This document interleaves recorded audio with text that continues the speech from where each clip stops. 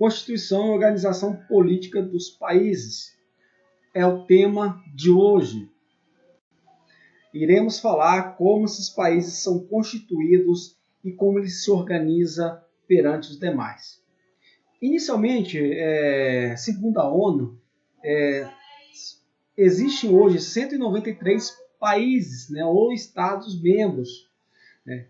Há também outros países, né, que não são reconhecidos formalmente, nem fazem parte da entidade, embora se autodenominem independentes. Vamos ver exemplos. Estão vendo aí, Taipei, capital de Taiwan, é um país não reconhecido pela ONU.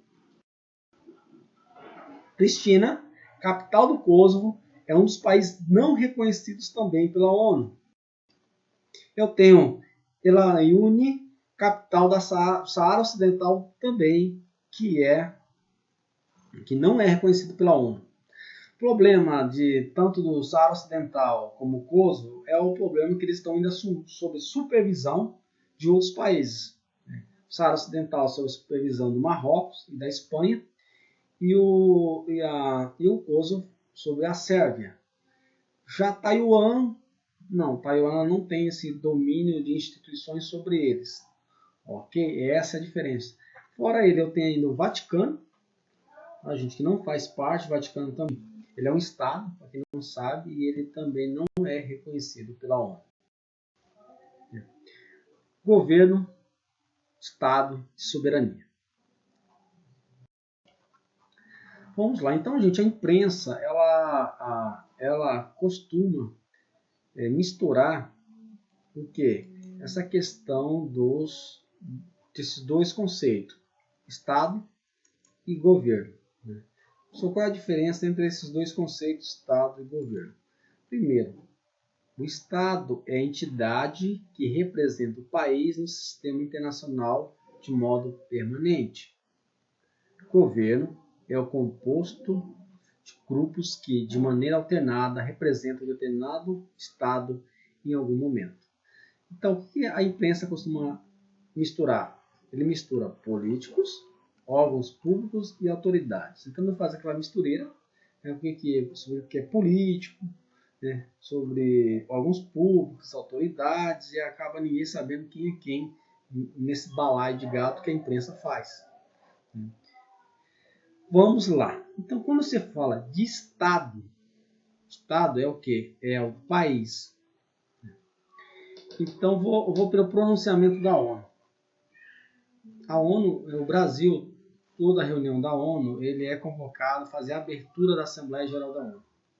Então, o Brasil é o primeiro país a abrir, né, o discurso na ONU. Por exemplo, em 2018, 2016 foi a Dilma, era o Brasil. 2018 foi o Temer, era o Brasil. Em 2019, 2020 é o Bolsonaro, é o Brasil. Então é o quê? O Brasil é o Estado. O governo são quem? São os políticos que são presidente naquele momento.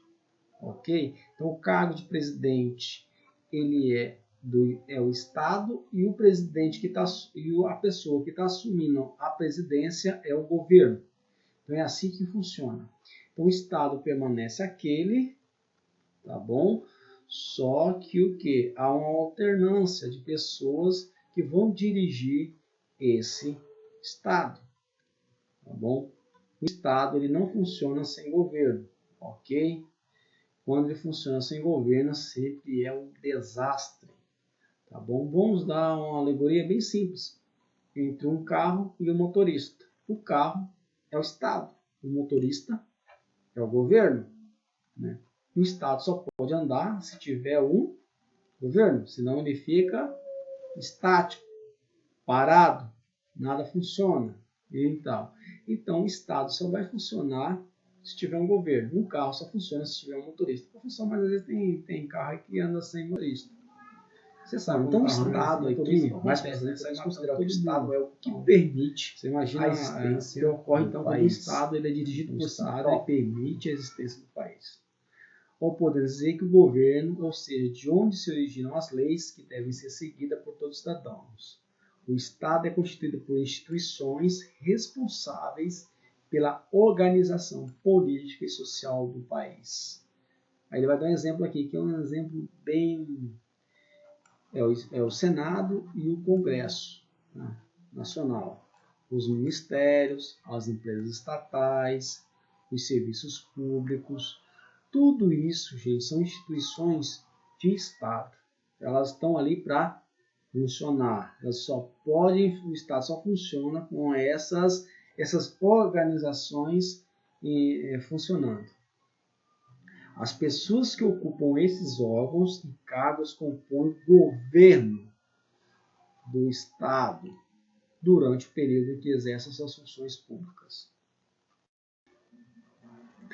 Eu tenho aqui uma definição do Max Weber. Ele diz: o Estado é definido como uma forma de organização social que se caracteriza pela legitimidade e o monopólio da força na sociedade. Então, por isso, o que acontece? Legitimidade. Então, ele se caracteriza pela legitimidade. Porque legitimidade todo mundo reconhece que ele existe, que ele está ali. O monopólio da força na sociedade, ele pode prender. Por isso, eu não posso ir prendendo ninguém na rua. Eu tenho um cara que é suspeito de ter roubado minha bicicleta. Eu vou lá e prendo o cara. Não, eu não posso fazer isso. Eu estou cometendo um crime. Mas por quê, professor? Porque quem tem o monopólio da força é quem? É o Estado. Então, se eu acho que alguém é suspeito de ter roubado a minha bicicleta, eu tenho que acionar o quê? Os agentes do Estado, que vão lá e vão fazer o quê? Empregar a força no indivíduo. Entenderam? Então, o Estado ele tem essa dinâmica também. Só ele pode. O Congresso Nacional aqui, ele é dividido aqui em Senado Federal e as Câmaras dos Deputados. Isso aqui é o Congresso Nacional, então é uma das instituições do Estado. Eu tenho aqui o prédio do Supremo Tribunal Federal, onde ele representa, que é uma instituição que representa o Estado, onde ficam os ministros do Supremo, ou a Corte. E eu tenho o Palácio do Planalto, onde representa o Poder Executivo, que é uma das instituições do Estado. Então, o Estado é dividido também em 3 poderes. Esses 3 poderes são o Executivo, o Legislativo e o Judiciário. Eu tenho aqui explanados no Ministério, onde ficam todos os ministérios, Ministério da Saúde, Educação, Cultura, Infraestrutura e assim por diante.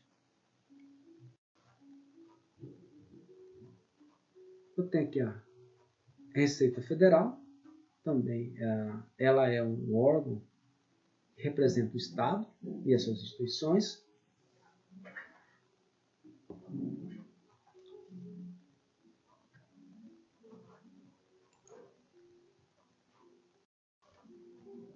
Que é a sede da Petrobras, da estatal. Toda vez que uma empresa é do governo ou é do Estado, ela é uma estatal. A palavra estatal significa pertencente ao Estado. Eu tenho que as Forças Armadas, no caso do Exército Brasileiro, também é uma instituição do Estado. Para o Estado ser considerado como tal, é necessário cumprir 4 condições jurídicas. Essas 4 condições jurídicas aqui, elas são o quê? O governo efetivo, território delimitado por fronteiras bem definidas e reconhecidas, uma população estável e um reconhecimento por parte dos demais estados, que é o elemento simbólico. Então, vamos lá, então, esses 4. Então, o Estado, ser considerado como tal, por exemplo, ser independente, isso daqui tem uma manobra militar dos Estados Unidos no Havaí. Então, é o que? A presença do Estado. Isso aqui é uma fronteira delimitada. Então, a fronteira entre Estados Unidos e México é outro elemento. Então, ele tem que ter o quê? Um território delimitado por fronteiras.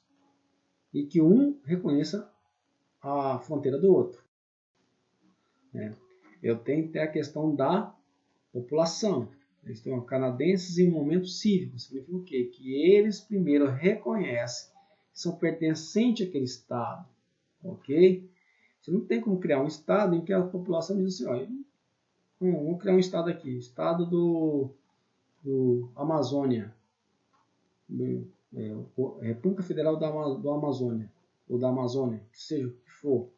E a gente é brasileiro, não, nós somos brasileiros, a gente não reconhece o negócio. Nossa prestação de conta aqui é para o Estado brasileiro, não para esse Estado que vocês criaram aí. Funciona mais ou menos assim, tá bom? Bandeira do Brasil sendo hasteada em Londres durante o encerramento das Olimpíadas. Significa o quê? Que isso é um dos símbolos, tá? Um elemento, tá? Que representa o país. Significa o quê? Toda vez que um país, a Inglaterra, hastear a bandeira do Brasil, ela reconhece esse símbolo como o Brasil sendo um país independente. Então, qual seria os elementos que compõem o Estado? Primeiro elemento é o governo, né? Então aqui tem o governo Pátria Amada, é o slogan do governo federal. Segundo é a população. Terceiro é um território aqui demarcado por fronteiras. E o seguinte é o que? É a soberania. Tá? E aí na soberania as soberanias justamente elas estão sempre enraizadas na bandeira como um símbolo dessa soberania. Ok? Então, o Estado ele só funciona dentro que esses elementos têm que funcionar. Não adianta eu ter um governo, mas que esse governo não tenha um território definido, nem fronteira definida, que ele não seja reconhecido, somente a população o reconheça, esse governo. Então, eu vou ter problema com meus vizinhos, vou ter problema internacional e assim por diante. Ao redor do globo, como veremos no decorrer deste ano, é muito variável o grau de cada país apresenta cada um desses elementos elencados anteriormente. E começar pela soberania, motivo frequente de conflito entre estados entendem ter direito de fazer determinadas ações contestadas por seus vizinhos. Significa o quê? Por que você tem tanto conflito no mundo? Porque esses conflitos só existem porque esses quatro elementos, aqui um desses quatro elementos está sendo quebrado. Ok? Vamos lá. Esses elementos, portanto, não absolutos. O próprio governo, dado o que há muitos estados que apresentam governos frágeis, pode não ter a capacidade de gerir 100% do seu território. Significa o quê? Esses elementos, gente, portanto, eles têm para um país ser, eles têm que ser absolutos, eles têm que ter esses quatro. Quando ele quebra um desses quatro, o Estado ele tem um grande problema. Vamos lá. Primeiro aqui, o primeiro problema são os governos frágeis. Significa o quê? O país só vive em golpe militar. Sobe um golpe civil, cai um presidente. Então aquilo ali faz com que dá uma instabilidade na população gigantesca. Isso começa por quê? Guerras civis. Então as guerras civis são o quê? São a tomada de poder, a briga de poder dentro de um país. Eu tenho a Síria em 2011 e eu tenho a Ucrânia, como exemplo, em 2014.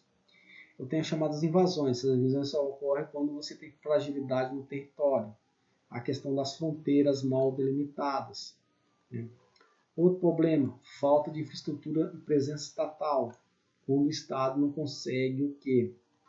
Abranger o seu próprio território. Isso ocorre no norte da Nigéria, mas lá na Nigéria a questão é o seguinte, que o governo ele é ineficaz em relação ao Boko Haram. Tem a questão das adversidades naturais, e eu não creio muito nessa circunstância. Isso eu acho que é uma incompetência do Estado mesmo, uma falta de infraestrutura, falta de presença estatal, as adversidades naturais. A criminalidade também. Tá? Para mim, criminalidade e adversidades naturais está dentro do mesmo conceito aqui de falta de estrutura e presença estatal. Quando você não tem a presença do Estado, você cria uma criminalidade, cria um outro poder, um poder paralelo, e quando você não consegue vencer as adversidades naturais, também você cria que quem pode se adaptar à região acaba assumindo o território.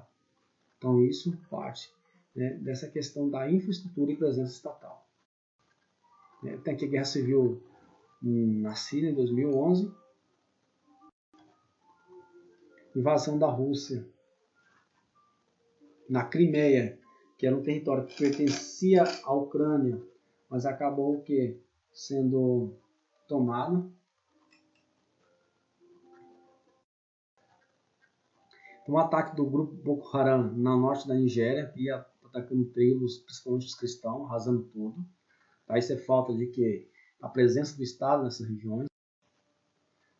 Esse mapa que você está aqui, você está vendo aqui, são tudo em vermelho, gente. São o quê? São disputas territoriais.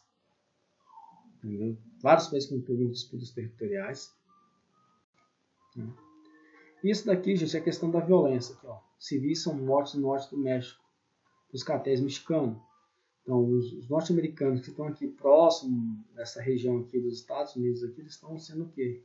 Diariamente sendo o quê? Atacados por criminosos, por grupos de criminosos. Ok? Também aqui a falta da presença do Estado nessas regiões, com maior efetividade, justamente como nos Estados Unidos. Aqui nos Estados Unidos a gente tem que ver a questão que cada estado é responsável pela sua fronteira, sobre a sua polícia e assim por diante. O seguinte,